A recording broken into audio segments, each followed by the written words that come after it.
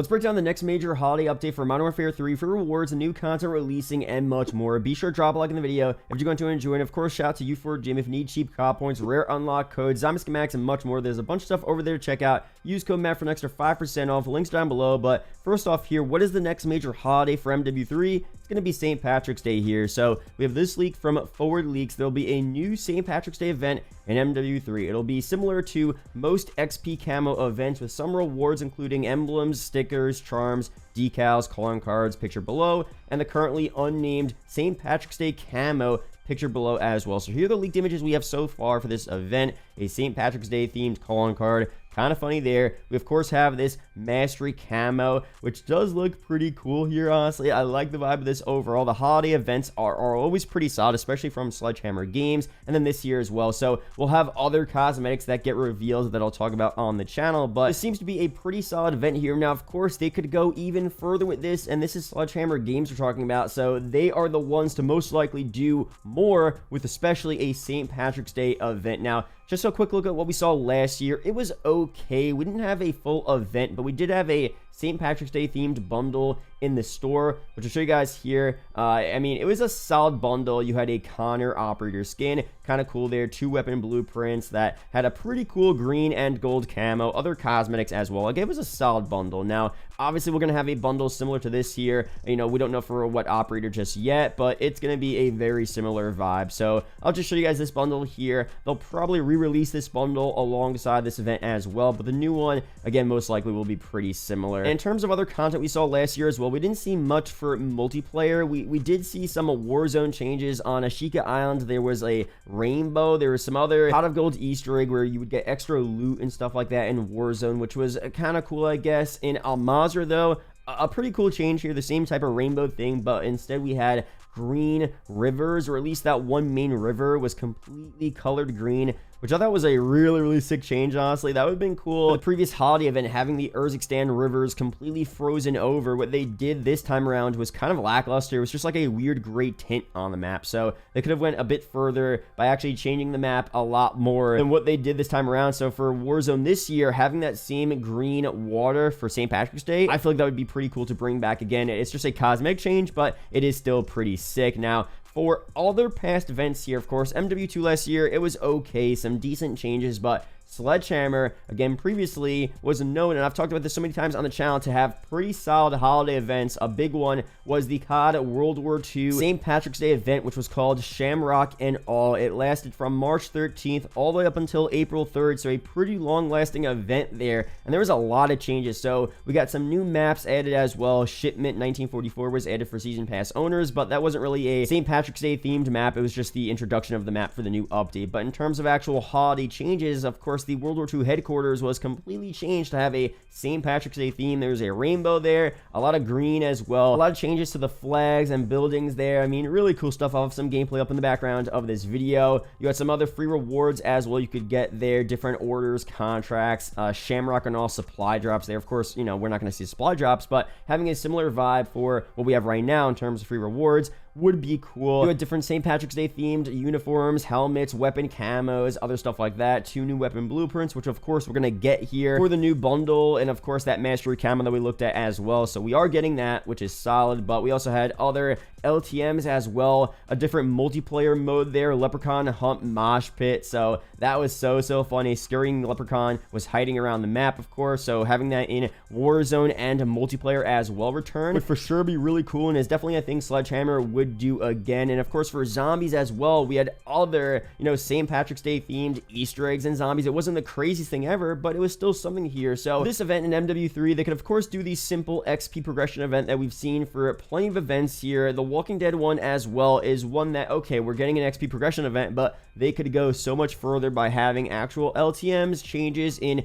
Warzone, multiplayer, and zombies. So at least as of recording this video, we don't have any leaks about the St. Patrick's Day event being a bigger deal than just just an XP progression event, but based on Sledgehammer's history, there is a lot of room for a bigger wide-scale event, even if it's just a couple of weird LTMs and changes in multiplayer Warzone and zombies. That would be enough to get people kind of excited to play the new update, grind through the new event, get the new operators, get free rewards, all of that good stuff. Little changes like that, in my opinion, makes people just much more interested in playing the game, playing through the event, and all that good stuff. But now let's go through something happening right now with bundles. This is super interesting. So Activision has officially released the first ever bundle that costs 3,400 COD points, the highest bundle price ever, $34. In order to buy it, the closest COD points purchase is the $40 5,000 COD points option. In comparison, Helldivers 2 is $40 and has beaten COD's Steam peak player count. So this is of course the gassed up weapon vault bundle that I actually previewed early on the channel. There's a WS9 blueprint here, some other blueprints as well. So 3 total blueprints here with noxious tracers. Not too bad. The look is pretty solid, of course, and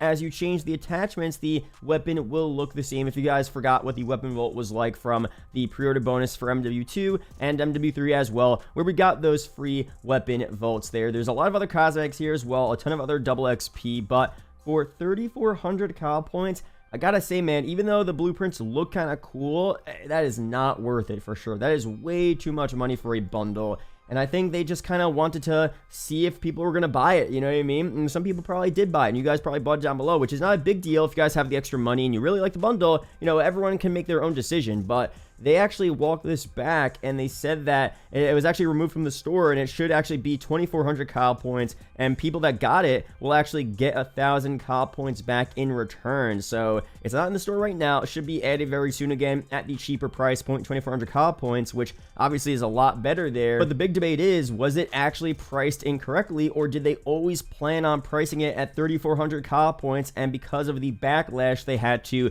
decrease the price point? I mean, leakers have said that this bundle has always costed this much, 3,400 COD points, since the bundle was first added to the files a couple weeks back, which I kind of believe, honestly, you know what I mean? So it's just wild, the state of affairs we're in here with bundles. And I've given you guys my position on bundles in the past, but if you guys don't remember, I'm not completely against bundles. Some of them are pretty cool. If you guys have the extra money, might as well go for it. Every game does it now. Fortnite, of course, popularized it, and as long as the content you're getting is cool and interesting, I don't see it being a big deal. As long as it's not pay to win, it's purely cosmetic, it is what it is there. Now, we come into issues where they're putting more time into bundles than the actual content we're getting in terms of multiplayer, Warzone, and zombies. When that's the case, then that's pretty annoying, and sometimes it seems like they do put more effort in bundles than other content in the game. Now, for MW3, I overall like what we were seeing. Zombies is lacking a lot of content, but for the other modes, not that bad. But at some point, you know, you can't focus on bundles because obviously they're making a lot of money, which is fine. It's a business that, unfortunately,